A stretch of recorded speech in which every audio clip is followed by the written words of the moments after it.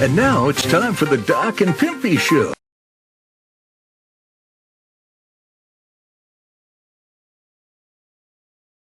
Welcome to the Doc and Pimpy Show. I'm Pimpy, and that man over there is Doc. Doc. That's it today. We have a very special guest today, and I can't tell you how excited I am about having him on the show. We're going to let Doc go ahead and introduce him because his resume is literally about the size of a novel. So Doc has figured out a way to summarize it. Go ahead. Yeah, this is, we're going to introduce you to Gunther Sonnenfeld, is the co-founder and CEO of Rare Technologies, Inc., partner at Novena Holding Group, and co-founder of a flagship nonprofit foundation called The Change Up Project, which he is developing with his life partner, Erica, in order to help troubled youth cultivate life skills and become active leaders in their communities. Additionally, he is the founding board member of Abiogenesis, and he also serves as the co-chair of Applied Regenerative Economic Institute. What a guy. Gunther, sir, welcome aboard. Yeah, thank you. I appreciate it. Gunther, you know, in the YouTube spheres, I guess the best way to put it, in our arena, you have the people that are the QAnon people, you call them conspiracy what. Then you have the Nasera Jacera movement people. So I started looking into this thing, and it really has a bunch of arms, some of them really way out in left field, and some of them down to earth. So I try to avoid getting into that, we're all clones and, the 17 miles ago, and I'm like, no, we're not eating popcorn and stuff like that, stop. But one of the subjects that gets brought up all the time is the quantum financial system. And I read an article that you wrote, and out of all the things I've heard or read about the QFS system, yours was laid out perfectly. And I said, I have got to get a hold of this man. And so then when I started doing my research into it, I was like, okay, so he talks about a lot of subjects that I absolutely like. But me and you spoke about this and you wanted to come aboard, clear some things up about the QFS system. So if you don't mind, please, if you could just help clear some of the stuff that's out there. Yeah, the QFS it's not one thing, right? So it was given this designation because a bunch of basically central banks and private banks, mostly private banks, to be honest with you, were developing a new cross-border interbank payment and settlement system, right? Which you see right here. So the QFS is not one thing at all. There's a lot of different people working in quantum computing, quantum computation. Those are different things. I'm going to show you what I mean by that a little bit later. There's central bank groups, which we've touched and worked with. On some level, there's private banking groups we've worked with. So in a nutshell, what people are considering the QFS right now is basically an improvement on the SWIFT system. Yes. And you probably noticed that back in January or February, SWIFT was operating at about 20% capacity. So if you were trying to send payments over $10,000 from one bank to another bank, you probably experienced some difficulty with that, which is not to say that it's always kind of a pain in the ass to send wire transfers, but it was pretty pronounced starting at that time. So there has been a switchover, and it's not a white hat or a black hat thing. It's not specific to the cabal, although, there's private banking groups that are doing their monkey business and all that stuff. But the QFS is not a thing. It is a bunch of components that are all being developed in different ways, which is great because there's not one governing authority over this. Sure. There's not one oversight group.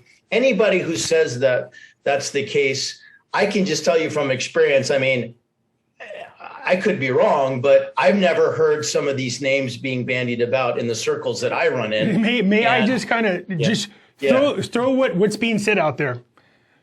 So we have a YouTuber out there claiming to be on the board of directors and that, you can't use the QFS system unless you are in, what is that, G4, G5, D4, D5, consciousness, because God is in control of this and he has a switch and you can't benefit from this and get your free money from the government. Or unless you buy some Chinese gold-backed bonds. I'm sorry, I'm trying to be serious about this because this is the nonsense that's going out there. You have one group of people selling old, ancient Chinese bonds, claiming that the gold-backed real bonds you have to have in order to get into the system. Also, you have to be, at your conscious level, you have to be D4 or D5 or the QFS system doesn't read you and you don't get your free money from the government. These are the types of nonsense that are going on out there, just so you're aware. Yeah, no, I don't pay attention to it, but I can only imagine. There's other people that say that, I don't know, I've heard there's a woman out there who claims to be the successor to, who is it? It's not Moloch. It's I don't know. With the magic codes, is that the one? Who? There's like a lady. Well, you have a few people. You got Mike Contrell, who's on Mark Z's show, claiming that he owns these codes. That if he puts them in, it releases the blessings to everybody. You have a woman claiming to have the same kind of codes. Do you see what? This is what happens out there in this YouTube. Oh yeah, no, I'm sorry, the successor to Marduk, apparently. That kind of stuff. Look, honestly, I'm not suggesting. This is a whole nother conversation. I've had experiences with entities and other things like that. Sure. The supernatural world definitely exists. Oh yeah. There are what people would consider to be alien entities around. I mean, that military people will tell you that that's indisputable. People in the Air Force. So that all exists. But the thing is, anybody who's making claims like this about a quantum system it's a psyop, and they're out of their mind because, I mean, unless I'm totally, out of touch with reality here. I mean, these names have never been bandied about in the circles that I run in and that I work with. And I'm not saying I've worked with everybody, but I don't know. We've touched these projects with our own hands. I mean, it's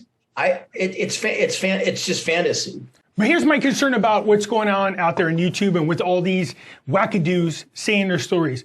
You have them selling products that they say can help them or protect them. Yeah. We know of people who have committed suicide based on dates and promises that were made by these people. That's when I said, look, I'm familiar with who they are. I've did interviews with them, but I usually whatever they do, that's their business on their show.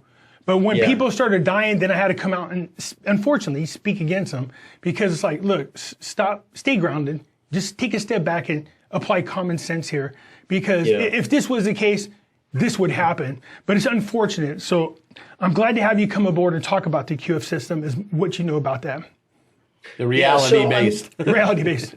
Look. There's a lot of different components. There is a capability to do a photonic transfer of payments in either settlement form that operate at a $3.5 trillion bit rate, which basically exceeds the speed of light. I mean, that is based on entanglement principles that are quantum physics based.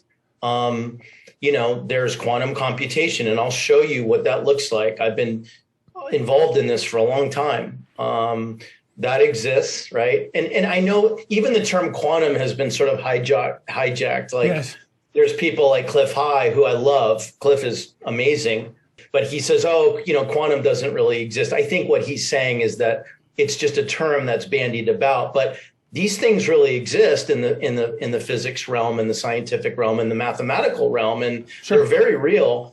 And, if you understand nonlinear factorization as one example, that quantum computation, and I'm not talking about processing, I'm talking about computation, can bypass pretty much any form of encryption. So we're aware of this, even though we're in the blockchain space building sort of the next generation of encrypted product solutions. We're very well aware of where the technology needs to go next. And I've been working on all that stuff to anticipate these changes. So the basics of this is you want the capability of quantum speed in processing, and at once you want what's called a quantum resistant mechanism to slow down the transactions in a way where hackers can't get in, whereby you can actually take inventory of that instance of that transaction, hash it, decrypt it, and at an autonomous level, allow people to transact.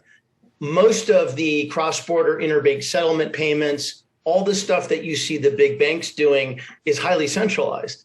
It doesn't account for any of that stuff. There's all sorts of nuances that they're not accounting for either with assets. I mean, they're basically pushing paper around in a digital form.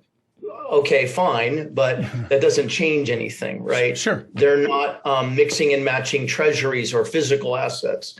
So there's a lot of things that are not accounted for in the design of these systems, which are very good for us because it means that the majority of us who are either contracted to build these things or building them independently as entrepreneurs can forge down those paths and build what will ultimately result in a decentralized infrastructure. And we're quickly moving towards that, which is great. But I would not worry about a single QFS and a single QFS authority and central bankers taking over. There's all sorts of reasons why I think they've already failed, and I'm speaking mechanically about this, right? Not hypothetically, not ideologically. They are way behind the curve. They just don't have our capabilities, and that's the bottom line. I would not worry about a one world currency.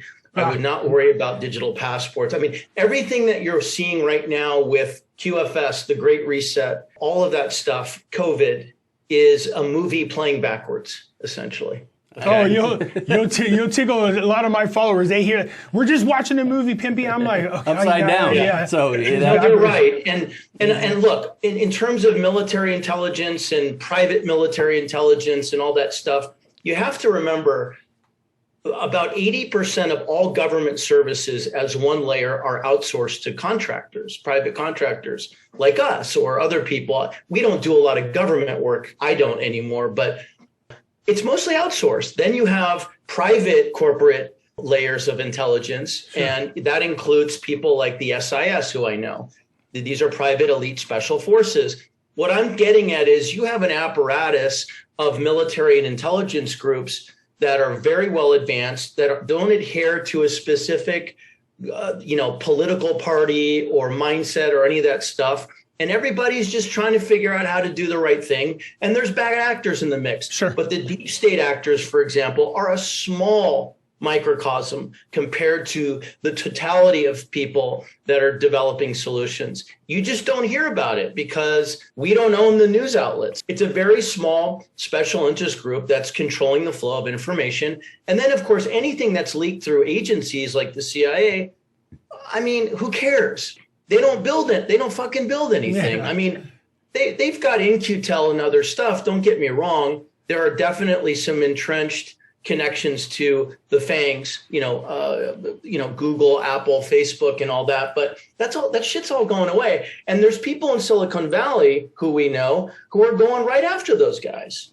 They want to do something different, So this is not some highly coordinated, communist conspiracy that's going to see the light of day. It's already failing in our face. We're starting to, whatever grip they thought they have, it appears we are slipping through this. You did bring up something that you're going to help ease my concerns. It was the CBDC, which is, we want to resist that as much as possible. It's, them controlling our currency 100%. It's 100% digital. I know they're allowing cryptocurrencies out there, but my fear is once they feel like everybody's adapted to cryptocurrencies, then they're just going to shut it down and force everybody into the central bank digital currency. Not going to happen. Okay. I'm going to give you a direct example. Please. So we worked with briefly a group that actually designs the infrastructure for CBDCs around the world. They had piloted the Bahamian sand dollar, and they were working on about 38 other projects. 12 of them were in the process of approval. The net is this, and these guys were financed by a very big,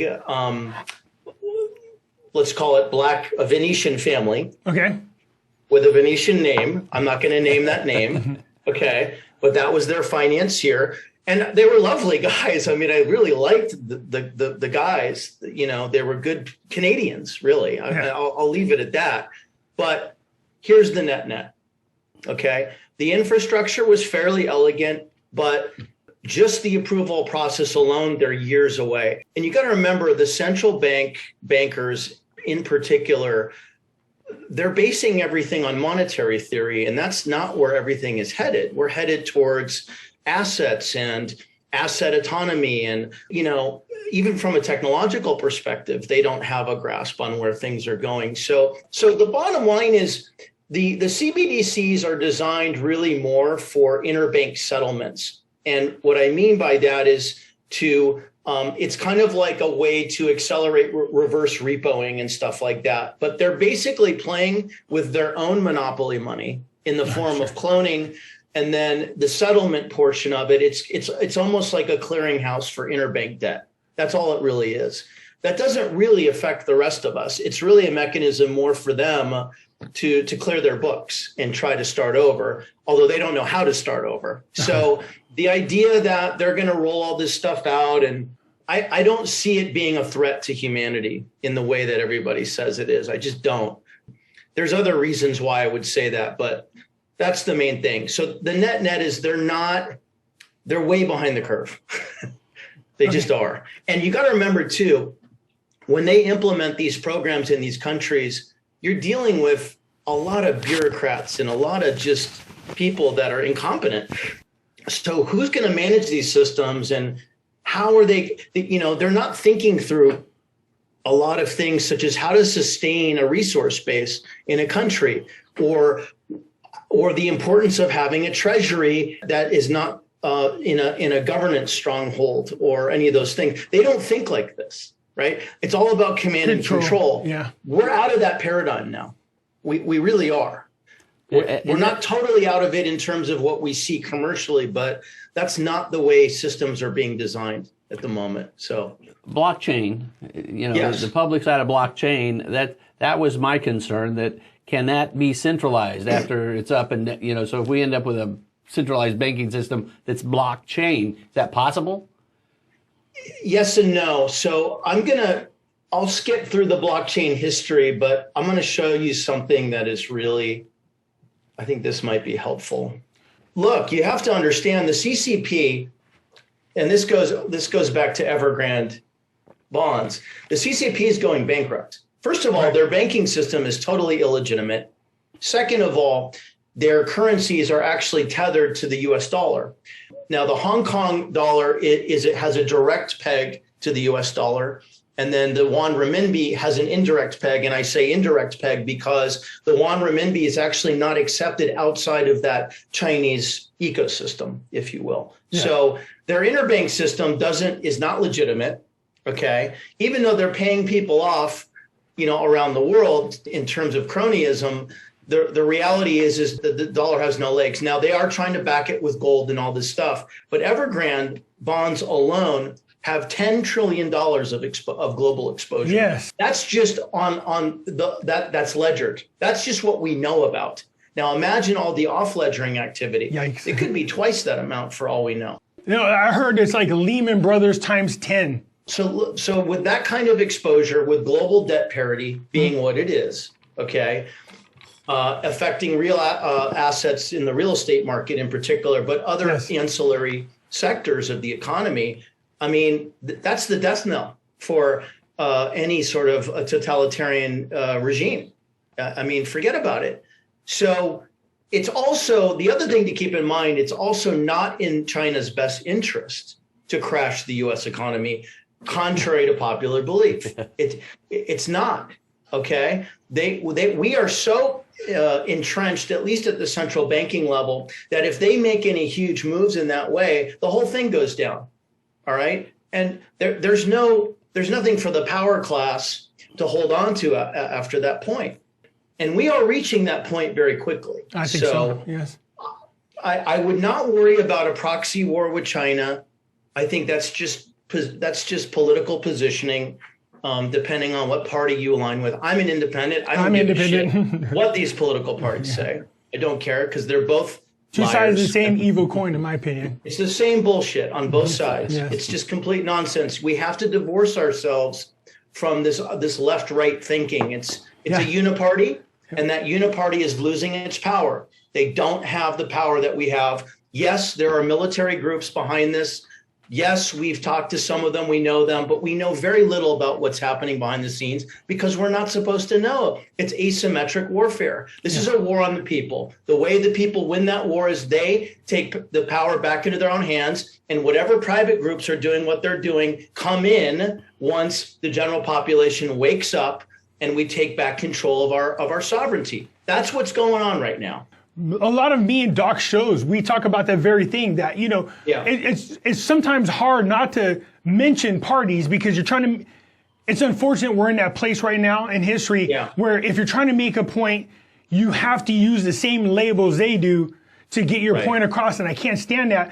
But I'm independent, and him and I, when we talk about things, you want to say, well, the Democrats do this and the Republicans do that. I say, we're trying to get out of the habit of using party affiliations because they're two sides of the same evil coin, but it's kind of hard not to sometimes. But just to put it, kind of streamline it, right? Just consider the political class as a uniparty that are influenced by corporations and are bought off by them. Fine, that's not going to last. There are some good actors that are moving against this. I live in a state with probably the most sane politician in the world, who's Governor DeSantis. Oh, I was going to say it has to be Florida. He's a brilliant guy. Everything that and again, I'm not a Republican. I love this guy because he's an anomaly. He literally is an anomaly. I don't know if you read 2 days ago, they announced that they're creating a new kind of National Guard that's totally separate from the federal government. That's going to be civilian based, and he wants to be in control of it rather than the federal government. So we're moving back towards states' rights. Right. So all of this shit is unfolding right now. So we got to just hold the line, keep our focus on the solutions. So getting back to blockchain. Scroll. Blocks are just containers of data. That's all they are. Chains connect those containers. So a blockchain, another way to look at a blockchain is it's a record book of transactions, and ledgers are many record books of transactions. There's many different types of blockchains, many different types of ledgers. There's direct acyclic graphs. There's all kinds of stuff, but that's the basics of this. Now, the interesting part about this, and this is one of the problems with Bitcoin, for example, and I'll get further into the mathematics, why the math of Bitcoin is problematic, which will reveal a lot about where cryptocurrencies need to go. But you actually have, with pseudo-anonymous transactions, right, where you don't give your personal information or you're not identified up front, there's a ton of counterparty risk. Over 60% of online transactions are synthetics or fakes. This is a fact. So it is true that there's actually more money laundering going on with things like Bitcoin than not. Now, I'm not poo-pooing Bitcoin. Bitcoin is a wonderful invention, and there's a lot of amazing uses. You can borrow against it. You can rehypothecate it. You can fractionalize it. You can lend to your friends. It has a lot of value there, but the way it's being used is not necessarily a great thing. And as long as those transactions are not transparent, in other words, trustless, you have counterparty risk, and ultimately it's an unstable unit of account. This is why Bitcoin, as it inflates in value, is spent less. Now, there's nothing wrong with holding on to a speculative commodity, which is what Bitcoin is, but it's not a currency. It's not really a programmable form of money in the way that you would look at other forms of programmable money. It's an asset that's speculatively traded, that's being used in creative ways. That's fantastic. But Bitcoin is not the future of cryptocurrencies. Okay, I don't care what anybody says, and I can mathematically prove it to you. I'll do it in this presentation.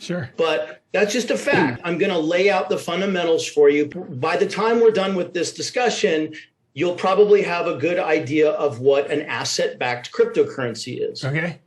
So that's the term, asset-backed cryptocurrency. Gotcha. I'm talking about encrypted money or encrypted currency, sound currency that is backed or represents a real asset. And I will show you what that looks like. That's really important. Nice. So when things are transparent, transparency is key. It's actually secure because there's no counterparty risk. You and I are exchanging something. I know you, you know me. Our identities are verified. Okay, we make it an exchange, and even though we'll hide some of that information, the actual transaction could go on a private ledger with a private key. At least our interaction has been transparently ledgered. Sure. This is not happening overall, right? This is the problem with finance in general, and this is what we need to change. So does that make sense? Absolutely. Perfect. Okay, cool. So the other thing that's really important here, and this is part of the reason why things like the Bitcoin blockchain have a lot of problems, okay? Ethereum's a little bit different. Layer 2 has already come out.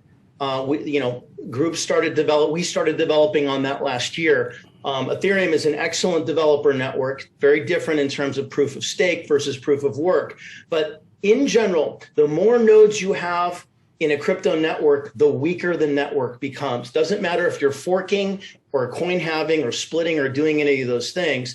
That's a fact. And the reason why is because with the mathematics behind most crypto networks, you need provable collisions, okay? Provable collisioning is the way that you substantiate and you support network transactions, okay? That's basically the litmus test. So when you're talking about SHAs, so SHA-256 is the Bitcoin blockchain. You have SHA-1, SHA-2, and SHA-3. Now with SHA-3, and I'll show you what this means, you have multiple attribution and no need for mining. You don't need to mine, right? So it's so funny how people are talking about Bitcoin mining and saving on energy. And it's like, dude, you don't need to use those relative consensus mechanisms. You don't need to use those mining mechanisms because you don't have to mine with the evolved protocols. So basically, what's happening is you've got different hash sizes and blocks, and they do things like squeezing bits and bytes and all that stuff. So all of these protocols are evolving, but they're evolving away from mining, right? They're getting more advanced over time. And the reality is you don't need to mine. It's just bottom line. Now with NFTs, for example, we mint. So we can mint on a factory. We can reduce or remove transaction costs, even though there's gas fees on Ethereum, for example, but there's workarounds for that, things like that. So anyways, this is all moving very fast away from the notions of a Bitcoin blockchain or a Bitcoin or a Lightning network or any of that stuff. Okay, so with crypto networks in general, you've got throttled transaction speeds and poor node configuration and trustless issues, all this stuff I mentioned, which leads to things like crypto hacking. And I'm telling you, when people say that the blockchain can't be hacked or Bitcoin can't be hacked, that's complete nonsense. Which is not true. I'm going to show you what I mean. We know it's true because we see articles about it. We've read articles about it. Yeah, I think from you. Yeah, actually. Maybe. Yeah. Sure. Okay, so this is really important right here. I'm gonna explain to you what we're looking at. Here is the Bitcoin math problem. It's called an NP problem or an NP hard problem, which involves what's called non-deterministic polynomial time. Okay, in removing the technical jargon, all right, what that means is you have a set of 7 or 8 linear math problems that are very complex, which apparently can't be solved by a linear solution. So, for example, if you were to try to solve a meet-in-the-middle attack on SHA-256, it would take you 100 years or 1,000 years to solve it in a linear way. Well, the reality is you don't solve linear math problems in a linear way. You solve it in a nonlinear way. Right? So this is an example of nonlinear factorization called superprime factoring. And in essence, what we do is we take the number of linear operations in a pre-image or meet-in-the-middle attack on a SHA-256, which is the Bitcoin blockchain, and we say, okay, how many linear operations are there? What is the superprime? And how do we get to a deficient natural number that is larger than the sum of its proper divisors? Now, I'm not going to show anybody how to run these operations, but this is literally how you hack SHA-256. This is how you do it, okay? I had a kid try to steal my crypto. I don't store any of my crypto online. I put it in cold storage wallets, right? But he got my email. He hacked into my AT&T stuff, got my stuff. They pulled out my SIM card. They were going to try to go in. And when I talked to the DA in New York, he's like, oh, yeah, we were able to track all this stuff. And they were even able to track even the pseudo-anonymous transactions on the SHA-2 blockchain, right? It's totally fallacy to say that you can't track people's movements through this system, that you can hack it. There's any number of ways to do it, but you do it primarily through nonlinear factorization. So total anonymity is not reality. Total anonymity is not reality, but more importantly, the NP problem behind Bitcoin inevitably takes it to zero, because zero is infinity, right? Yes. There's no top and there's also no floor to Bitcoin pricing. So at some point it's going to go to zero. That's the way it's mathematically constructed. Well, now that you got derivatives and you got, futures contracts, the net is always zero. Tell people that is always zero. Yeah. Yeah. So what you want, this is a hashing mechanism I developed called holonomials, and it's quantum fault tolerant and resistant. What do I mean by that? When the level of transactions exceeds what the network can hold, and we need to be able to slow down them using super prime or root prime factoring, and we can create a 1-bit succinct binary representation of those numbers. This is what this looks like in terms of blocks. Then we have something that can protect at the encryption level the transactions that are happening in a network. And this happens also at a node. So we built our technology with Rare on nodes, okay? And everything is going node level, but we have node level autonomy. So that node has the same computing capability of an entire network in that one node. That's where this is going. I'm going to show you a couple other cool things. So when people talk about quantum syntax, okay, quantum syntax exists. There's the Microsoft version of quantum syntax. There is the quantum computational version of quantum syntax, which takes on many forms. What's the gentleman we talked about who came up with Russell J. Gold? Syntax? Yeah, like that shit's real. Well, I can take that language and I could set up a programmable set of functions for this. So let me give you one example. This is a fractal set that's a programmable function in the top left corner. It's a set of equations. I created a programmable corpus through, it's an investigative corpus, basically on investigating a story. Here's the JavaScript, a command line function, and then I combine them to form a new programmable quantum syntax language. I just did this on my own, right? This is quantum syntax, merging math and language. This is where everything is headed. So if you think about this example and you apply this to a search engine, now you have a totally different way of searching. The Google search algorithm cannot improve itself. It gets progressively worse with each query on the semantic web, because every time you make a query, it creates a new semantic web page. This does the exact opposite. Nice. Okay. So these are really good examples of quantum computation, and why I would just call bullshit on anybody who says that there's one way to do a quantum financial system. And I would also agree with Cliff High in saying that we want to move away from financialization in general. And he's right about that. The reason why I call it decentralized finance is because we also need to finance in a certain way our way out of the systemic problems that we have with the current financial system, yes, if that makes sense, right? Yes. We have to remove debt. We have to reset value. We have to stabilize assets. All of those, to my mind, exist within the tool set that is a decentralized financial system, if you will. Which I think that brings us to the non-fungible. Is that where we've hit now? We have the ability to create. I'm going to show you something really cool, man. And this is based on a current project with my own startup. Okay. This is what I call a medium of transfer. All right. So on the left side, this is a fungible asset. This is actually a mineral deposit, which when used for farming increases agricultural yield. This is a real product. It's a physical resource. Okay. Physical resources hedge against inflation. They are the greatest and only hedge against inflation, historically, currently, whatever. Now, so you take that physical resource, it's an asset, It has a real utility. By utility, I mean it has a functional use in the real world. What happens is when I take that data representing how the mineral was produced, how it was used, how it went from point of origin to point of impact, and I have a representation of that, I've now taken it digital. But it still accurately represents the value of that physical asset. Now, once I've done that, I can transfer the value, the intrinsic value of that asset to someone else in the form of a non-fungible token. Okay? This is the future. This is what I would also call sound currency.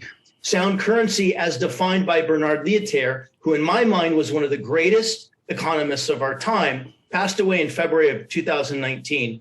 He co-architected the euro, conducted 196 complementary currency experiments, was a former central banker, said that a real sound currency is neither a store of value or a medium of exchange. He was totally right. Where we're headed now is, and I'm sure he would have approved of this, is a medium of transfer. So if you can imagine that this carbon asset, this mineral, can be traded at a one-to-one par value because of the data I have associated with it, welcome to the next form of commerce. Nice. And this is what the NFT will look like. Okay, and I'm literally designing this right now, doing the architecture for it. Okay, this is an NFT that we're creating for a buddy of mine whose platform I helped develop with him, the IP stuff called SDG Exchange.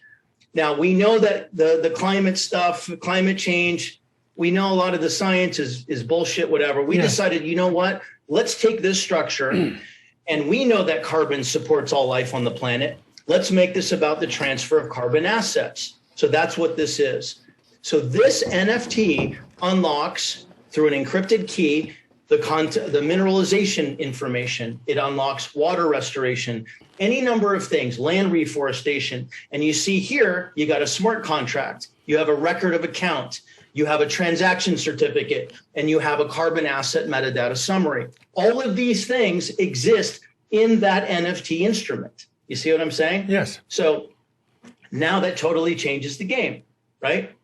And what we can do is we can do a lot of this off-chain. I don't have to be connected to the internet to do this per se. I can use XLM protocols, which Ripple developed, for example, to do off-chain or off-net transactions. As long as I have an asset transfer coefficient, which I developed here, and I have a threshold algorithm, I know that I'm not going to have that asset duplicated, forged, multiple spend. None of that stuff will exist. I can lock that into this thing on an immutable ledger that has a public and private component. It protects the asset. It protects the asset. Exactly right. So no one can take your assets, Lee. No one can take my assets. We design the permissions. And guess what? I don't need a bank or a government or a third party. I don't need an intermediary telling me what to do. I think that's when me and you were talking about Stephen Aoki. Remember I told you he's trying to create a new type of eBay. So you send your cards in, the cards get graded, sports cards. This is his idea he has. So each one that's graded has its own unique serial number. Yeah, I watched somebody on YouTube, and I just kind of caught it, so I can't tell you who it was or anything. I'd like to give him credit because it was well done, but it was the NFTs he was using was mainly for art. Things that, you take a Picasso and you can now actually create a very safe asset through NFT. Yes. Yeah. So art and music are the low-hanging fruit in this. Right. They're kind of obvious. It also helps support a creator economy that was lacking, okay? Because there's a lot of amazing people doing amazing creative things that didn't have a funding mechanism until now. That was the impetus for us developing Rare. And I'll give you a quick example of that. If you see here, this is actually this new version of our website will be released in about a week. On the right side, you'll notice a branded page powered by our minting platform. So we have 8 unreleased Nipsey Hussle tracks. Nipsey, by the way, was the OG originator of the NFT, because what he did was, I don't know if you remember this, he did this in 2013. He decided to release the Crenshaw album, and he did a limited copy run. It was about 1,000 copies. He sold them for about $100 each. and various people, big rappers, Jay-Z, those guys, they bought it and they promoted it, of course, on social media. But Nipsey originated the NFT in our mind. And so it just so happens now we've come full circle. We're working with Southwest Digital and we're going to release 8 of his tracks. And to your point, each one of these is a unique NFT. So the artwork is unique. The soundtrack is unique. The lyrics that are pulled out of the songs and the content, background art, all that stuff, each NFT is unique, just like you said. So that's really, you really could be owning your own unique piece of history or art. I think what's happening, I think he's saying that the future is NFTs for assets.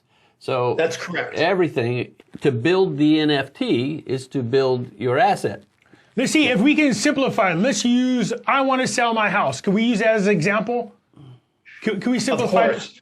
I love the real estate example, by the way, because what you would do there specifically is, okay, if I can automate my title in a smart contract, if I have all the specs on the house in that record of account, if I have a method of transfer from one asset to the next, or I roll it over into a 1031 exchange, all of this data can be accounted for in the NFT. And then what happens is once you and I do the transaction, we retire it.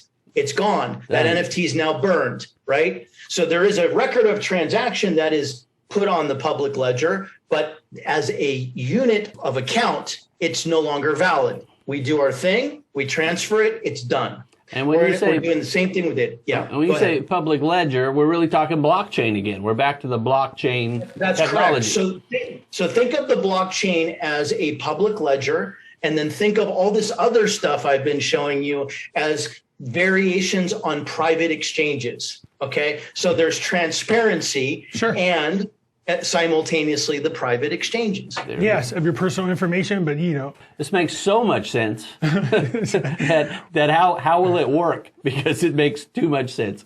That's a joke. I know. It's funny, man.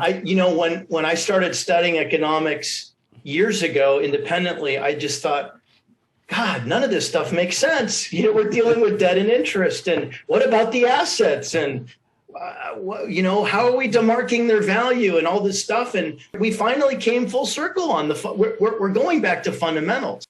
The QFS system, if you want to sum it up to people.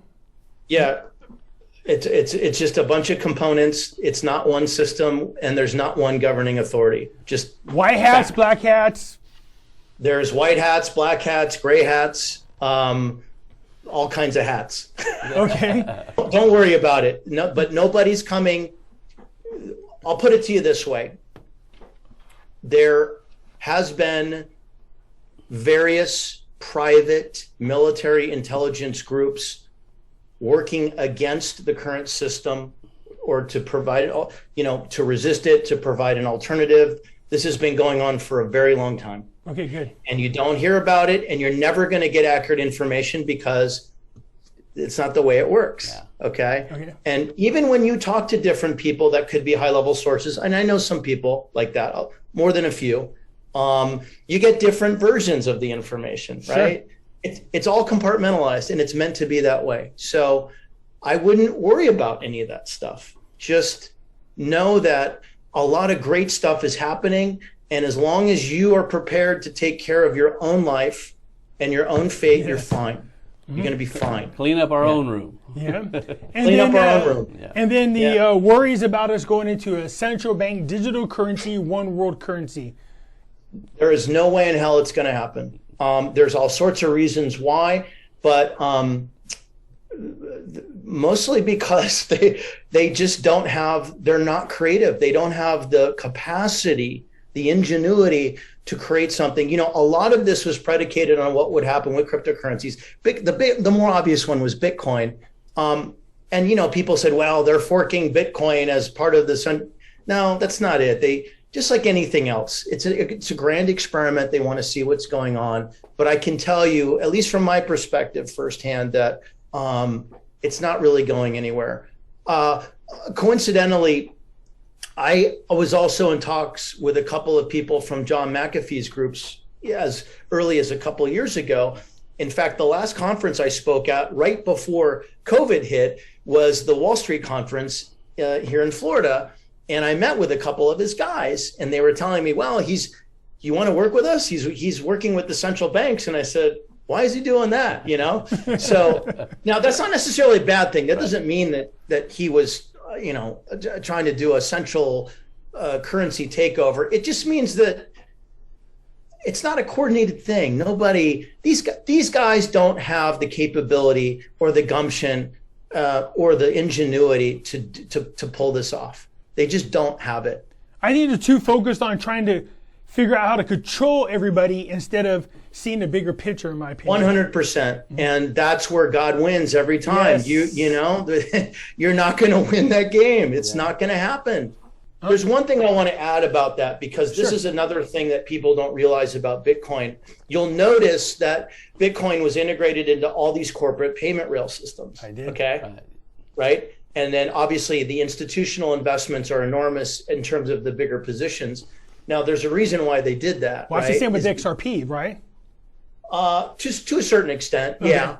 That was a use of a payment rail, but I don't have any problem with XRP. I really don't. Call them the New World Order coin. And I go, well, look, they're this new Swift 2.0. I mean, even the CEO, Brad Garlinghouse, came out and said, we want to work with the New World Order. And it just drives people insane, man. It drives people. Yeah. So, I mean, it's a funny thing, right? So the short of it is it's not being used in any decentralized capacity at all. It's the reason why these corporations and these institutions are using it is because they desperately need a replacement for their funny money, and they've got to wipe away the corporate debt on the books. That's the bottom line.